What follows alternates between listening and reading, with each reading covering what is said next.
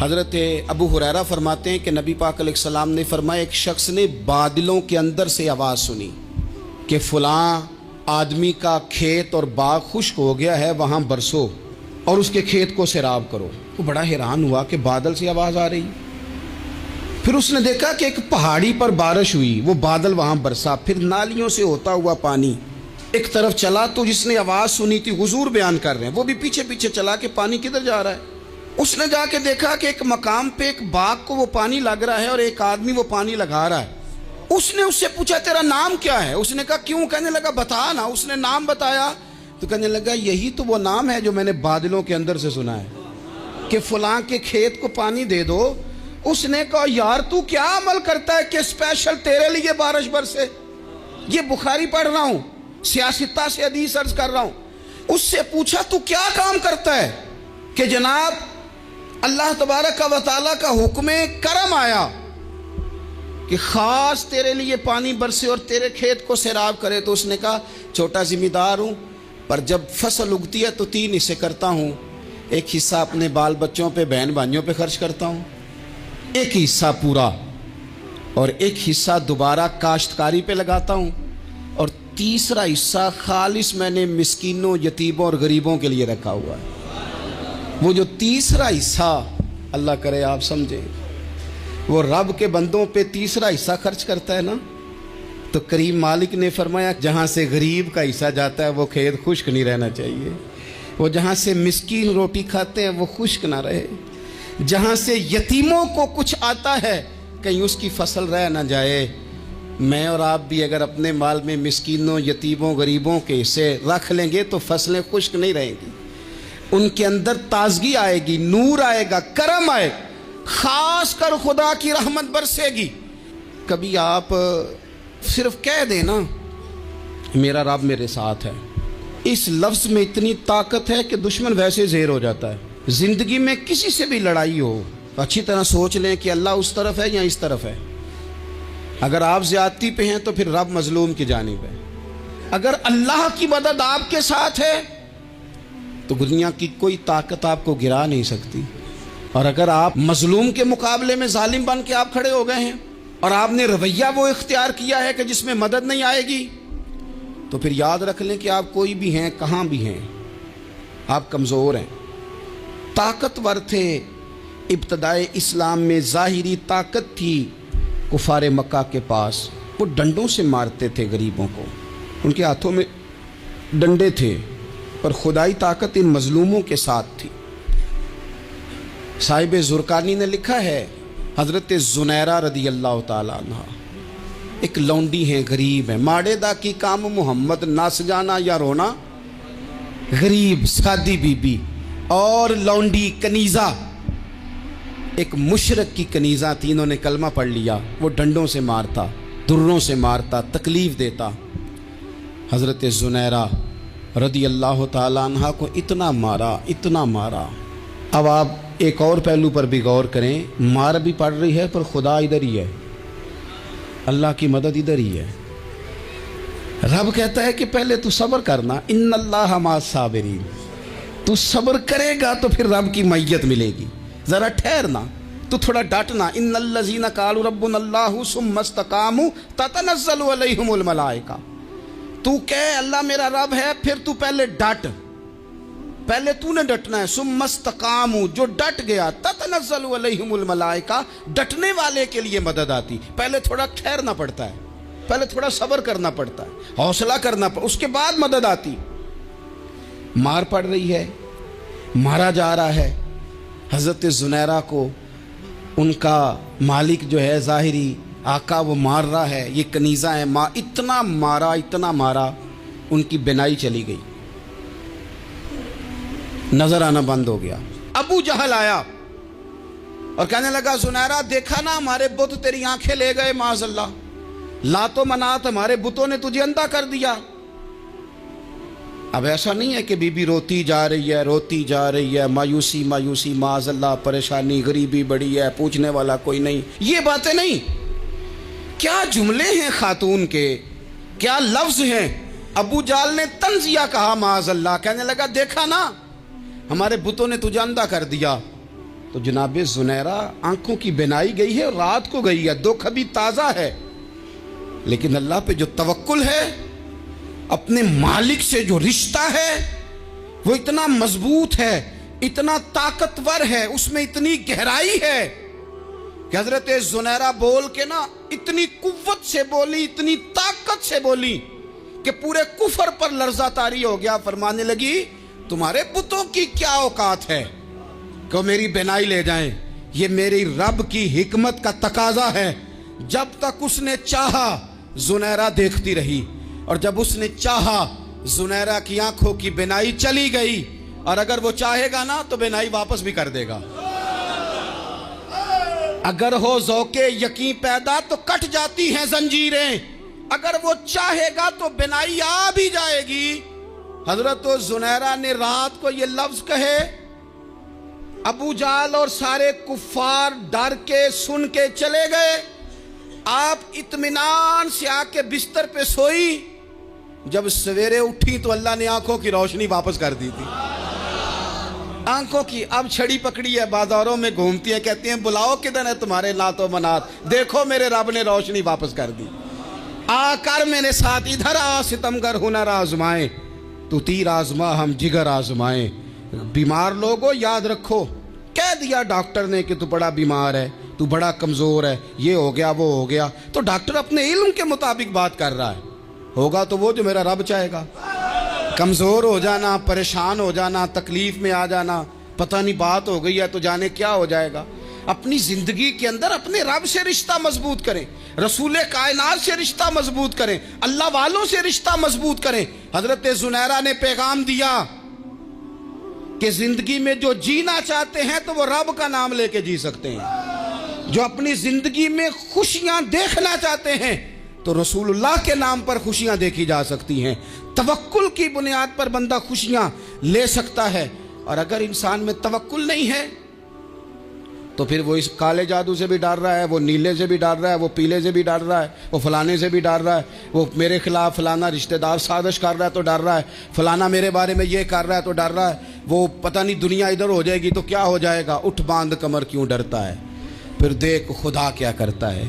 تو اس ساری گفتگو کا نچوڑ آپ کو یہ عرض کیا ہے، سب سے پہلے تو یہ کہ میدانوں میں مدد بھی اللہ کی، رزق میں مدد بھی اللہ کی، فصلیں خشک ہوں تو مدد پھر بھی اللہ کرے، تو پھر ساری مدد، اور اگر انسان بیمار ہو تو پھر بھی مدد اللہ کی۔ تو اپنے اللہ کی جانب توجہ کو بڑھائیں، آپ اللہ سے مدد کے سوالی بنیں۔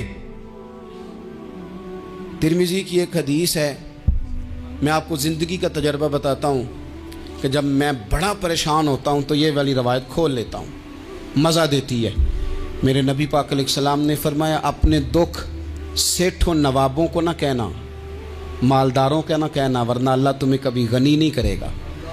فرمایا اپنے دکھ اپنے رب کی بارگاہ میں عرض کرنا، جلدی کرے یا دیر سے کرے اللہ تمہیں لوگوں سے بے نیاز کر دے گا، اللہ تمہیں غنی کر دے گا۔ رات کو بیٹھو نا اس کی بارگاہ میں۔ اپنی زندگی کے اندر ہم جو کچھ بھی کر رہے ہیں، جس شعبے سے بھی ہمارا تعلق ہے، آج ہم نے اس بات پہ غور کرنا ہے کہ پہلے تو یہ غور کر لیں کہ جو کام ہم کر رہے ہیں کیا وہ کام ایسا ہے کہ اس میں اللہ کی مدد ہمیں ملے گی؟ اگر آپ کوئی معاذ اللہ ناجائز کام کر رہے ہیں، فعل حرام کا ارتکاب کر رہے ہیں، تو اس میں تو مدد الہی آئے گی نہیں۔ پہلے تو یہ دیکھیں جو کر رہے ہیں وہ کام مدد الہی والا ہے، اور اگر اللہ تعالیٰ کی مدد والا وہ کام ہے پھر اس پر غور کریں کہ کیا ہم نے مالک سے مدد کا سوال کیا ہے، ہمیں مدد میسر آ رہی ہے۔ وہ میں نے بزرگوں سے ایک بات سنی تھی، وہ بڑی یاد رہ گئی۔ وہ فرمایا کرتے تھے قابلیت بھی بڑی چیز ہے لیکن قبولیت سب سے بڑی چیز ہے۔ قابل ہونا بھی بڑی بات ہے لیکن زیادہ بڑی بات یہ ہے کہ اس کی بارگاہ میں قبول بھی ہے کہ نہیں۔ اپنی زندگی میں اللہ کی مدد کی طرف بڑھیں، مالک کی مدد کا حصول اختیار کرنے کی کوشش کریں، اللہ کے ساتھ اپنے آپ کو جوڑیں۔ اگر اللہ کی مدد نصیب ہو، یہ جو ہم جتنا ڈرتے رہتے ہیں، سہمے رہتے ہیں، پریشان رہتے ہیں کوئی کیا کر دے گا، ہمارے ہاں نا ہر شعبے میں معاذ اللہ ایک مافیا ہے، الا ماشاء اللہ۔ وہ مافیا کہتا ہے میرے ساتھ ملو گے تو میں چلنے دوں گا ورنہ میں نہیں چلنے دوں گا، مارکیٹ میں آ ہی نہیں سکتا فلانا بندہ، چونکہ یہاں ہمارا قبضہ ہے، اور میرے بھائی پھر بہت سارے لوگ جن کی نیتیں اور ارادے بڑے اچھے ہوتے ہیں شروع میں، وہ بھی اس مافیا کا شکار ہو جاتے ہیں اور ان کے رنگ میں رنگ جاتے ہیں۔ یاد رکھنا، کسی شخص کی بلیک میلنگ کا کبھی شکار نہ ہونا، کبھی کسی کی میٹھی اور مسجع مکفہ باتوں کا شکار نہ ہونا۔ کوئی کیا کر سکتا ہے اگر اللہ مددگار ہو تو؟ جس کو رب کریم اٹھانا چاہے اسے کوئی گرا سکتا ہے؟ ہم یہ ڈرے ڈرے سہمے پریشان فیصلہ کرنے کی طاقت نہیں، مجھے چلنا چاہیے کہ نہیں، اٹھنا چاہیے کہ نہیں، کرنا چاہیے، اٹھ باندھ کمر کیوں ڈرتا ہے؟ پھر دیکھ خدا کیا کرتا ہے۔ حضرت عبداللہ ابن عباس فرماتے ہیں میرے نبی پاک علیہ السلام نے میری تربیت فرمائی، حضور نے میری تربیت فرمائی، اور محبوب پاک علیہ السلام نے فرمایا عبداللہ یاد رکھنا، یہ نوجوان دوست میری بات لکھ لیں، پریشان لوگ میری بات لکھ لیں، جن کے پاس قوت فیصلہ نہیں وہ اس بات کو لکھ لیں۔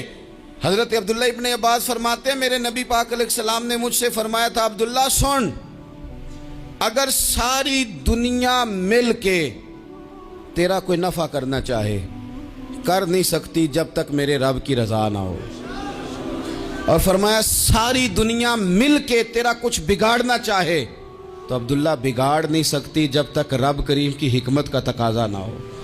لوگوں سے ڈرنا، لوگوں کی طرف دیکھنا، ماحول دیکھ کے اپنے راہ کا تعین کرنا، ہر بندے کے خیالات کے مطابق ڈھلنے کی کوشش کرنا، فلانا نہ ناراض ہو جائے، فلانا نہ ناراض ہو جائے، وہ جس نے ہونا ہو جائے، بس رب رسول ناراض نہ ہو۔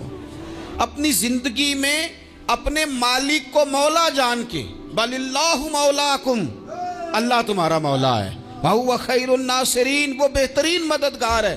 توجہ جب بھی کریں رب کی جانب کریں، اپنے دل کا قبلہ درست رکھیں، سوچوں کے زاویے سیدھے رکھیں۔ میرے بھائی مالک جب بندوبست کر دے نا، جب مالک بندوبست کر دے پھر ایسا بندوبست کرتا ہے کہ لوگوں کے پاس نا چارہ نہیں رہتا۔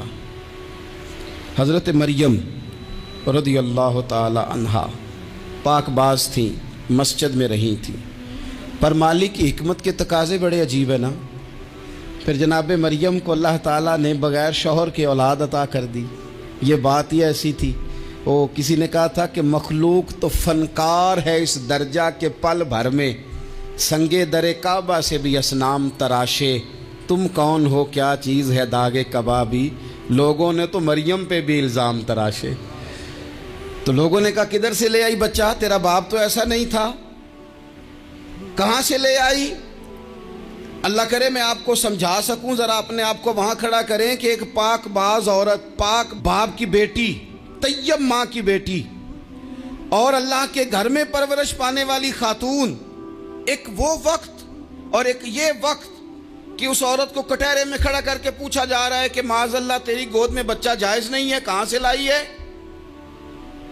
اب خود سے صفائیاں بندہ کتنی کو دے، کتنی کو وضاحتیں کرے۔ اور میں نے تو اپنی زندگی میں دیکھا ہے زیادہ وضاحت دینے والے کو بھی لوگ جھوٹا سمجھنے لگ جاتے ہیں، زیادہ وضاحت دینے پر بھی لوگ کمزوری کا اظہار سمجھتے ہیں کہ کمزور پڑ گیا۔ آپ صلح کی کوشش کرتے ہیں، سامنے والا بزدل سمجھ لیتا ہے، زیادہ وضاحتیں بھی کمزور کر دیتی ہیں۔ اب حضرت مریم کو کٹہرے میں کھڑا کر کے کہا بچہ کس کا ہے؟ تو پھر خدا بندوبست جب کرے، اللہ جب مددگار ہو، تو پھر حضرت مریم کی گواہی درختوں سے نہیں دلوائی، اس نے پتوں سے نہیں دلوائی، پھر فرشتے نہیں بھیجے۔ حضرت مریم کہنے لگی مجھ سے نہ پوچھو، وہ جو پنگوڑے میں ہے اسی سے پوچھ لو، ان سے پوچھو نا، وہ کون ہے پوچھ لو، ان سے کر لو سوال۔ انہوں نے کہا پنگوڑے میں چند دنوں کا بچہ یہ جواب دے گا؟ مددگار تھا رب، ان کی برات کا اعلان کرنا تھا مالک نے، اور جب مالک اعلان کر دے، جب مالک تیری صفائی دینا چاہے، جب مالک تجھے دنیا کے سامنے نکھارنا چاہے، تو پنگوڑے میں لیٹے حضرت عیسیٰ بول کے کہنے لگے انی عبداللہ آتانی الکتاب، فرمایا میں اللہ کا بندہ ہوں، رب نے مجھے کتاب عطا کر کے نبی بنا کے دنیا میں بھیجا ہے، میں اللہ کا بندہ ہوں، کتاب لے کے آیا ہوں، نبی بن کے آیا ہوں۔ پھر پنگوڑے سے اعلان ہو گیا، پھر بچہ بول پڑا۔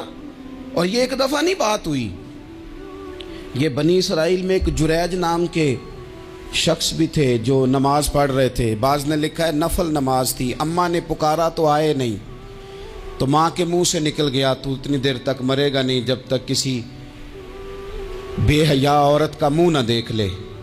تو وہ عبادت گزار تھے, لیکن لوگوں نے ان کی عبادت, ریاضت, پرہیزگاری کو نہیں دیکھا. بس ایک عورت کو بھیج کے الزام لگوا دیا. وہ عورت آیا جایا کرتی تھی, اب آ جاتی ہیں عورتیں, مسئلہ پوچھنے کی نیت سے بھی آ جاتی ہیں. ماحول میں کچھ جگہ ایسی بھی ہیں جہاں عورتیں دم کرانے کے بہانے آ جاتی ہیں. وہ خاتون آتی جاتی تھی اس خانقاہ پہ, آستانے پہ, یہ بخاری میں موجود ہے. پھر اس نے کہا میری گود میں جو بچہ ہے یہ انہی کا ہے. مجھے بتائیں کیسے بندہ وضاحت دے. حالات خراب ہو گئے, لوگ کٹیا جلانے لگے, ماحول اور طرح کا بن گیا. میرے نبی پاک علیہ الصلوۃ والسلام فرماتے ہیں پھر اس رب کے بندے نے کہا مالک تو کریم ہے, تیری مشیت کا تقاضا آیا جو میری ماں نے جملے بولے تھے, پر اب میں وضاحت دینے کے قابل نہیں رہا, اب تو ہی کرم کرے گا تو دروازہ کھلے گا. تو وہ چند دنوں کا بچہ پنگوڑے میں بول کے کہنے لگا میں اس درویش کا نہیں, میں تو فلانے چرواہے کا بچہ ہوں, وہ جو بکریاں چراتا ہے. رب کی مدد کو پکاریں, اپنے ساتھ اپنے مالک کی مدد کو شامل کریں, تھوڑے رزق پر بھی گزارا اچھا ہونے لگ جائے گا. سارے لوگ آپ کو گرانے کی تدبیریں کر رہے ہوں گے اور مالک آپ کو عزتیں عطا فرما دے گا. اس کی بارگاہ سے حکمت کا تقاضا اور ہو جائے گا. ہم نے ساری زندگی لوگوں کو راضی کرنے میں گزار دی, ساری زندگی بڑھاپا آ گیا بچوں کو پالتے, اور بچوں نے آخری عمر میں کہہ دیا ابا اگر کوئی ڈھب کا کام کر لیتے تو آج ہمارے دن بھی پھر نہ جاتے. ساری زندگی گزار دی بہن بھائیوں کو راضی کرنے میں, ساری زندگی گزار دی ذمہ داریاں اٹھانے میں. ان کو 99 دفعہ دیا, ایک دفعہ نہیں دیا تو انہوں نے کہہ دیا تو نے تو کبھی دیا ہی نہیں, تو تھا ہی نہیں. ساری زندگی محلے داروں, علاقے والوں کو راضی کرنے میں گزار دی. اور میں نے ایسے لوگ بھی دیکھے دین کے لیے وقت گزارا, لیکن جب بڑھاپے میں دانت کام نہ کرتے تھے تو وقت کے مفتیوں کو بھی مسجدوں کی کمیٹیوں نے کہہ دیا اب آپ کی سمجھ نہیں آتی, ہم نے خطیب کو یور رکھنا ہے, نہ دیکھو دنیا کی طرف, دنیا رلا دیتی ہے, نہ راضی کرو بندوں کو, بندے تھکا دیتے ہیں, نہ پیچھے بھاگو ہر وقت دنیا داروں کے, یہ انسان کو کمزور کر دیتے ہیں. وہ تو کریم ہی بڑا ہے, 2 آنسو زمین پر بعد میں گرتے ہیں, بندے کے گناہ سارے پہلے معاف فرما دیتا ہے. اللہ کی مدد کا حصول, اپنے مالک کی مدد کی طرف بڑھنا. آپ کو بدر کی جنگ بھی یہی درس دے گی, آپ کو احد کا میدان بھی یہی سبق دے گا, فتح مکہ بھی یہی سبق دے گا. میرے دوستو, جب رب مدد فرمائے, جب اللہ مددگار بنے. دوستوں سے ایک بات اکثر کرتا ہوں, میں کہتا ہوں کہ جتنے درد سے آپ امیر کو اپنی کہانی سناتے ہیں نا, اور جس طرح آپ کے آنسو بات کرنے سے پہلے گر جاتے ہیں کہ غریب ہیں, بچیاں ہیں, کاروبار نہیں, او میرے سنگیو, اس سے آدھے آنسو اپنے رب کی بارگاہ میں بکھیرو, اس کے حضور عرض گزار ہو جاؤ, اس سے طلب کرو. ایک وقت انسان پر زندگی میں ایسا آتا ہے کہ اسے یوں محسوس ہوتا ہے کہ میرا سایہ بھی ذرا سا پیچھے ہٹ گیا ہے. اسے یوں لگتا ہے کہ میں کسی سہارے پہ ہاتھ ڈالتا ہوں تو وہ بھاگ جاتا ہے مجھ سے. لیکن مالک کی بارگاہ ایسی عظیم بارگاہ ہے, رب رسول کے آستانے اتنے بڑے ہیں کہ آپ جب وہاں کشکول طلب دراز کرتے ہیں تو جھولی پھیلانے میں دیر لگتی ہے, ان کو بھرنے میں تو کوئی دیر نہیں لگتی. ہم نے اپنا سوچ کا قبلہ ہی دنیا کو بنا لیا ہے. یہ جو اللہ والوں کی مدد ہے یہ تو ہے نہیں, اللہ ہی کی مدد ہے. لیکن یہ جو سیٹھوں کی طرف توجہ کرنا, نوابوں کی طرف توجہ کرنا, دنیا داروں کی طرف توجہ کرنا, اور اپنا مزاج اس طرح کا بنا لینا, یارو گردن کو جھکا دیتا ہے خیرات کا پتھر, جہاں میں مانگنے والوں کے سر کبھی اونچے نہیں ہوتے. اور اقبال کہتے ہیں غیرت ہے بڑی چیز جہانے تگ و دو میں, پہناتی ہے یہ فقر کو تاج سردارا. میں عرض کروں گا کہ اپنی آپ جب توجہ کا قبلہ اللہ رسول کو بنائیں گے تو رب فرماتے ہیں وَيَرْزُقْهُ مِنْ حَيْثُ لَا يَحْتَسِبُ, میں نہ تجھے وہاں سے رزق دوں گا جہاں سے کبھی تیرا گمان بھی نہیں گیا ہوگا. یہاں سے بھی مل سکتا ہے, تو نے سوچا بھی نہیں ہوگا.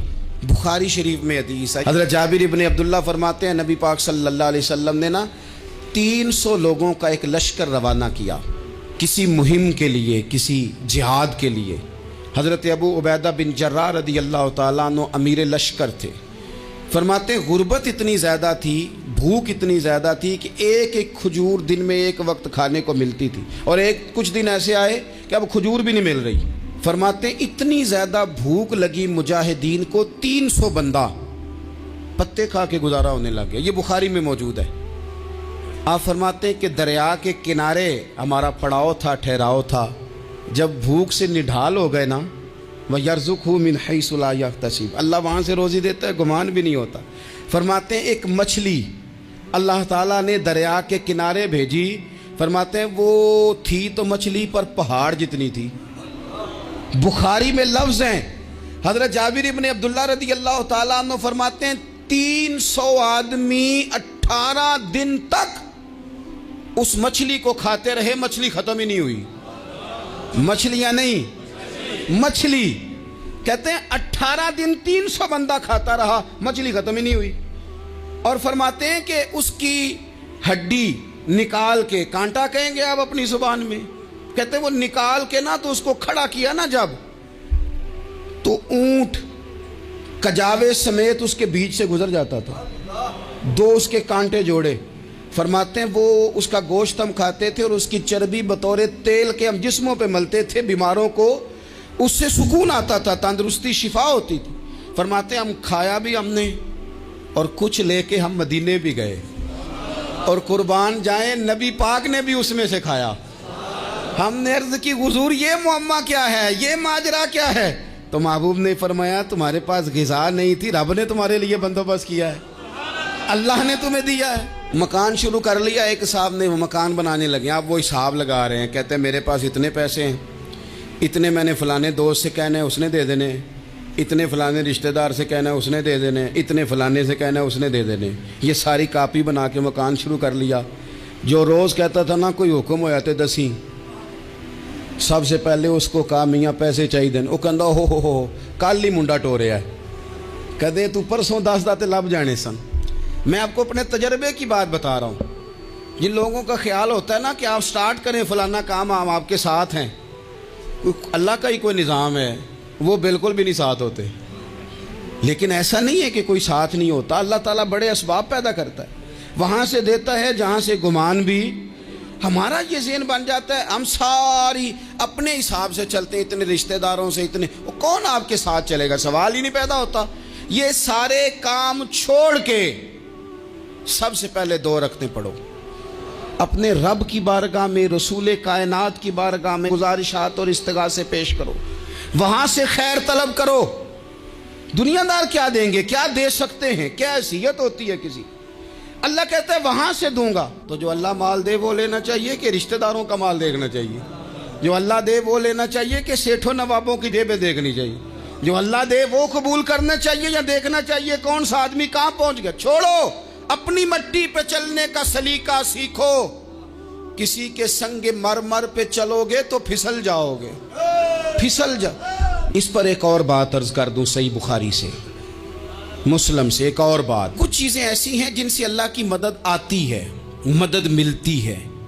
एक चीज़ उनमें से ऐसी है जिससे बहुत मदद नाज़िल होती है, वो है कि जब रब आपको दे ना तो फिर आप भी उसके रास्ते में दें, फिर मदद आती है, फिर और आता है। बुखारी मुस्लिम में हदीस है, ये ज़्यादा ही तवज्जो तलब अमर है, इस पर आप गौर करेंगे। हुजूर ने फरमाया नमक भी मांगो तो रब से मांगो। छोटी छोटी बात से शुरू करो ना। जब बंदा शुरू करता है ना छोटी छोटी चीज़ें, तो बड़ी सारी चीज़ें ये इस तरह होता है जैसे बंदा रब से गुफ्तगू कर रहा है, मालिक मुझे ये चाहिए, मालिक मैं यहाँ कमज़ोर हूँ, अल्लाह मैं यहाँ परेशान हूँ। आप ये करके तो देखें, लंबी लंबी दुआएं मांग के तो देखें, उसके हुजूर जुड़ के तो देखें, आप देखेंगे राहत कितनी है, सुकून कितना है।